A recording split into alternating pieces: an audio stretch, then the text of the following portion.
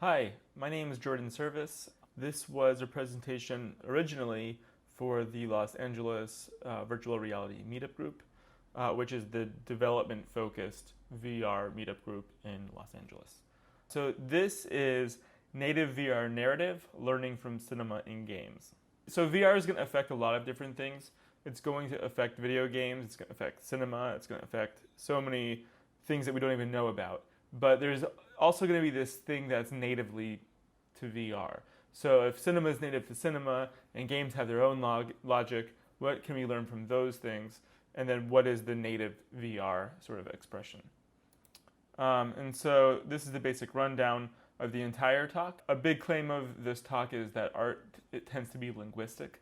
And we'll kind of go over the language of cinema, then we'll go over the language of video games, then I'm going to make a bold claim, and then we'll go into presence in VR, how to get it and what to do with it. Cinema is a language. You have the invention of the cinema camera in 1877 by Muybridge. He invents it, and then it takes about 60 years to go to where we have a real language of cinema with Citizen Kane. So if you really look at the beginning of movies like Buster Keaton stuff, it tends to be more theatrical. It tends to be more informed from like a stage theater background. And it really wasn't getting totally into the language of cinema using flashback and all these sort of really cool camera tricks that we get into until Citizen Kane. And it really hasn't stopped developing. And you don't get to Transformers 3 and the Bourne Legacy sort of shaky cam stuff without first getting the really composed stuff. So the language of cinema has developed over, since it's been born. But it's kind of important to remember that where we are with VR, we're about like 1890s, right? So we're still early on in the process. But anyway, cinema is a language, and languages evolve and they form over time. And so what makes cinema so compelling? So cinema is not photography. So when you think of composition in photography, you think about composition within the frame. With cinema, you're actually composing between the frames. So in this shot here from We Are Marshall, notice the great photographic composition, but then there's the vectors from the countertop and the sort of awning that go into the character on the right. And then we're moving towards it as well. So cinema means writing with movement. Kinematic, it means movement. So they're composing from a wide to a medium shot here, all along this photographic composition through time. And this shot is a really good example too. We start with a close-up on a football, then we go to a really nice medium of the profile of this guy, and then we go into a wide, right? Now the choice of cinema is you could do that with movement, camera moves, or you could do that through montage and doing cuts. And those things that you choose have very different effects on the psychological interpretation of what you're looking at. Let's go into video games. So the language of video games is not cinema. Video games kind of have a different background. If you look at Mario, you could sort of see all side view platformers have a common language with ancient Greek pottery, hieroglyphics, early Christian art forms, where you have sort of just a horizontal plane and then figures on it. It's very iconographic. And then you have like RTSs and stuff like that, isometric views, which have a very top-down map-oriented sort of approach to it. So some games borrow and attempt a cinematic language, or to use the cinematic language in games. And I figure it kind of happens in three forms mainly. The first one is a fixed camera, really cinematic. This is the most cinematic of all the forms. And you see this in the games like the Telltale Walking Dead games. Heavy Rain did that a lot, was really messing with the cinematic language. And then also like Fear Effect and the old school pre-rendered graphics games. So like Final Fantasy 8 and 9 and 7 for a lot of it. And then now you have the more modern mixed form. This is a lot more common now, where you have an action camera, Resident Evil 4 and beyond, Metal Gear Solid. So this kind of moves from a game language to a game language form, then to a cutscene movie language form. And then you can even argue, is Metal Gear Solid a game or is it more of a movie? And then the third one is the pure adventure, less talk, more rock. And this rejects the language of cinema in games completely. It still has a language of a camera on a frame, which is your television screen, but it gets rid of the sort of trying to borrow from cinematic language, and it's really looking more for its own game-like language. And this is really epitomized by the Super Brothers' Let's Talk More Rock speech and games like The Legend of Zelda, Metroid Prime, Journey. And notice how I'm not going through the difference between third person and first person. And I would say that most first person games tend to be more like the Metal Gear Solid form, where you're going to action segment to cutscene. But then again, there are some first person games that are more like Metroid Prime that are more sort of like this pure adventure mode, where it's just discovery through the environment. So games have multiple languages, drastically varied goals and ambitions. They've developed multiple linguistic forms and models, some grabbing more from graphics and graphic design, like Mario, real-time strategy games and maps. And then there's this struggle between the gameplay language and the language of the game. And then there's the language of the narrative and the sort of storytelling elements. And it's not really common for there to be gameplay elements that affect the narrative. We'll get into that a little bit more later. But what's important to know is that all of these forms, all of these sort of languages within games and cinema, they work. They take you to another world. So here's my big bold claim. Presence is a function of art, and it occurs when you have command over a language. It's not a function of VR. So VR is this great new medium, and when we have new mediums, we're always impressed by them. And VR is actually like a really specific one that brings you present into an environment. So it's really good at that. And it's so natural to experience VR by looking around and walking in an environment. Those are really innate parts of the human experience. So we relate to it in a really fundamental level. So in a typical video game, you're going to have a cutscene. You're going to have a cutscene of an alien ship landing on the alien planet doing an invasion. We're landing, we're flying in, we're about to hit the ground, right? All of that is cinematic language. All of that cinematic language doesn't really work because cinematic language is based on frames. And in VR, we don't have frames, we have look and position. Okay, so we're in this ship that's landing on this alien planet, but we're just fascinated by like the posters on the wall. Like, oh my God, I feel like I'm in this place. This is so cool, right? So we have this problem of how do you attract narrative out of VR? And then there's this other problem with VR that's kind of common, is this sort of the dead VR feeling, where you're in this world, but it doesn't feel totally alive. Something feels a little bit sort of ghost-like. So basically, presence is really, really, really powerful in VR because it's so natural to interact by looking. And so we're in a state of technology that's similar to this with cinema. So this is the train arriving to the station, and when this first came about, the audience leapt back from the theater because they thought the train was going to hit them. Presence isn't something new, it's a function of art, and part of presence has to do with commanding the language that that medium is. So not only do we have a new technology with VR, we have a new medium, and we have to sort of develop linguistic structures for that. In VR, environmental presence feels concrete, but worlds can tend to feel dead or robotic. So you feel like you're really there, but why doesn't it feel totally real? Why don't we have that, like, what's that missing thing? It's not more technology. It's really, we just need to have a command for what it is that we're trying to get and what builds presence. That's great news because we don't need to wait on technology. We can do that right now. So what is the narrative language for VR? It's pretty simple.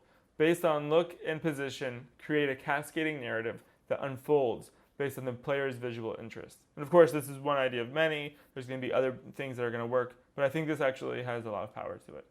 So by using position and look direction, we can naturally interact with an environment, making choices that transform the narrative seamlessly.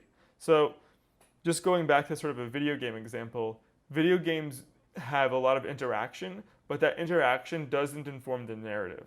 This is epitomized by sort of the boss battle and death mechanics. You go into a boss battle, you fight him, and you keep fighting him until you beat him.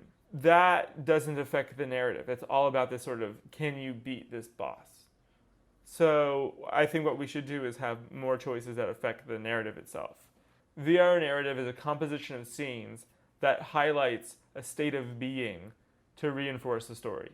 If cinema is sort of a composition of sequences and series of movie clips and how that psychologically affects the viewer, then VR narrative is looking to sort of get states of being to reinforce the story. Because you really can get a sense of being in VR with a sort of environment, but how then do you get those states of being in other manners? And that's why we have a cascading narrative. Here's the first example of a VR native scene, and this is Batman.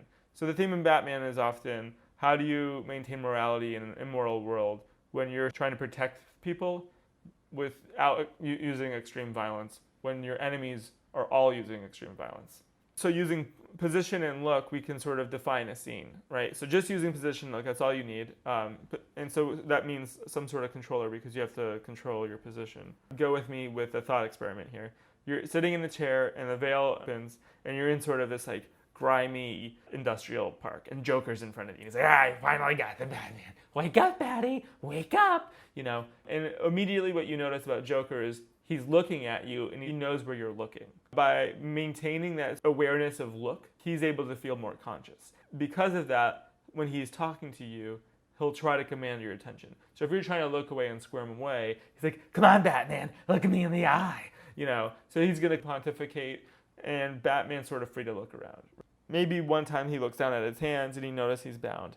And as you look at your hands, just by looking at them, you get a reaction. And his arm squeeze. And you look at the other hand, and the other arm squeeze. And then he rips off the ropes that tied him. Now he's up, and now you can have limited choice of movement, but now you sort of unlock your position. So at first you ease the viewer into it by only having look, then they have position. And so this sort of sets a time sequence. Within a certain amount of time, you have the choice to sort of move forward and grab Joker. And as you grab him, the police come into the door to your right. And as you grab him, you take him to the left.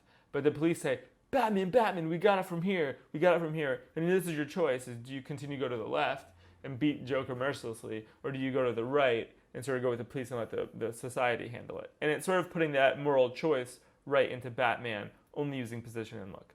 And some people might say, oh, you can't have hands move and all these things. I don't know about that. I think that a lot of VR, we're just going to have to try it and see. Some people are not going to like certain things, and some people will. And there's going to be a linguistic element of it that you need that sort of feedback loop in the response of the audience. But I wouldn't be scared of trying that. All right, so let's go into just sort of a recap. Cinema creates psychological effect through the composition of movie clips that inform a narrative. Video games create a psychological effect through the composition of gameplay sequences. So video games are looking more at gameplay sequences and gameplay and how that can sort of affect psychological states rather than they are looking at narrative. So that's a really important key concept between video games and cinema.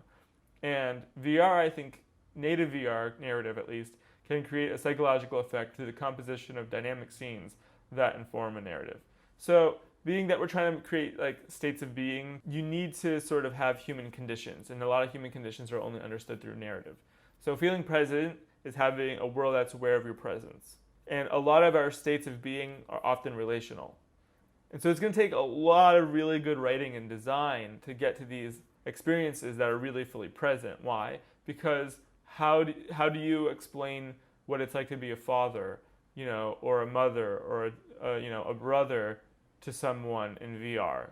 You don't do that through the environment. You can use the environment and you can use everything that's so amazing about VR, but you have to tell the narrative to sort of get those relationships. So you have to create a cascading narrative.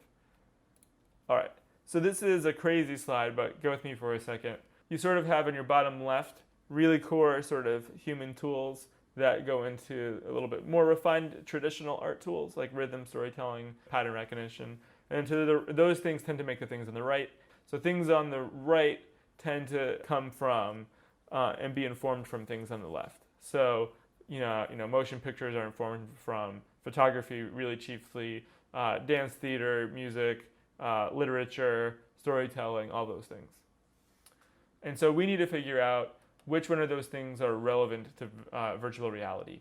And so a lot of our most closely related art forms, like motion pictures and cinema included, doesn't totally relate because they're so indebted to the frame and understanding things through the frame.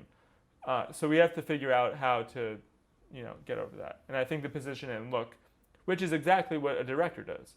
is they direct through positioning the camera and then pointing it in the direction that they want the story to unfold. So you sort of want to direct the world for the player by using, all the sorts of things that were common techniques before. They're still valid. So just because you evolve doesn't mean that it negates the things before it. So all the things that make photography, composition, cinema composition compelling will still be valid in VR. We just have to adapt them for use in VR. All right, so this is a little bit about the difference between VR and games and what I mean by cascading narrative. So gameplays tend to deal with interactions that are about gameplay mastery, choices that have real narrative weight. So the differences are pretty obvious.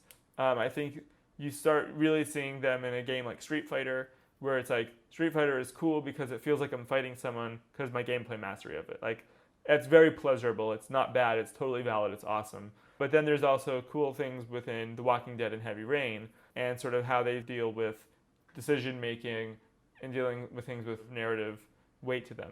I think with VR there's a chance to empathize on a whole new level because of how present you are and just how immediately concrete that presence is. And then creating more of the narrative web creates a realism that's really compelling, I think. Here's just sort of how we could take those sort of past expressions of art to change the different sort of sense of presence. And so presence isn't a thing that's like you have it or you don't have it. There's a character to it. Like there's a difference between being present in a sunny field with beautiful trees and blue skies, and then there's the difference between the presence of being in a dark, closed hallway. They feel very, very differently. And so we can take those like states of being and compose those in sequence to make really cool things in VR narrative. And so using these very different expressions of motion pictures, we can sort of look at what they're chiefly informed by. So Django Unchained is chiefly informed by cinema and literature. Transformers, I think, is actually more informed by photography and pretty pictures and then their graphics than it is by the language of cinema. So you got to remember what I'm talking about is the language of these things. So even though Transformers is a movie, it's not really informed by the language of cinema. And then Newsies is more informed by like dance and performance and literature. I would say cinema is third on that list over over other things because it is a very cinematic movie as well. But you can sort of see how it's really about the dance and performance and the story. And then Friends is really informed by theater and then television with a three camera technique story. So you can sort of see how those things make different sort of qualities in motion pictures. Finally, we can take all these things, use position and look to lead the viewer into directing their own experience, using all of those techniques that we've learned in the past. That means we're going to be tracking the look and position of a player to know what they're interested in all time. So I think it's pretty important and pretty significant in that you're always sort of having an eye line and keeping track of visual interest with sort of a decay sort of meter. I think that you want to be real time in your environment, thinking of things in a scene dynamic where you would have at least two choices for the viewer to make and then a null choice. So if they're just sitting around enamored by the world sort of solves that for them and they get moved along in the story. And then have the world really react organically to where you're looking and where you're standing. If you start walking close to someone, they should move and say something. They should be aware of where you're looking, and if you're staring at certain parts of them, they should say something, So create characters that are aware of you and demand your attention. So how can we combine all of these? So this is sort of the simplistic version of a VR story of a ghost story. So the scene opens up, you're in an apartment, it's a nice apartment, and there's a lot of people there. It's sort of a party, but people are sad. And then you realize that it is a wake for your funeral. And people aren't aware of you, they're not paying attention to you. You could sort of walk up to people and they'll move around you, and they're sort of aware of your presence, but they're not engaging with you, they're not looking in your eye, they're all busy talking to each other. And then sometimes, every once in a while, in the corner of your eye, you get a glimpse of someone who you think might be looking at you, but you're not really sure because you barely get to see them because it's a crowded party. So that scene closes, the next scene opens up, you're in a dark hallway, and you're free to move around again, but every time you move around, everything shakes. And like the window panes shake, and the curtains shake, and the dresser shakes, and you're wondering what's going on. And then you hear a voice from behind you, and it's that little girl that you thought you saw in the party, and she says, "Mom, is that you?" And then you turn around and you see your little girl, and then it cuts to the next scene. So that's kind of how you would build up things in a VR narrative, is you would use the psychological states of what it's like to be present in those states to create compelling transitions in a narrative. And that's the presentation. That was first given at the Los Angeles Virtual Reality Meetup Group, where I am the organizer, and I'd love to see you guys or anyone come out there. We are trying to meet every first Tuesday of the month. So my name's Jordan, and thanks for listening. I hope you got something out of it.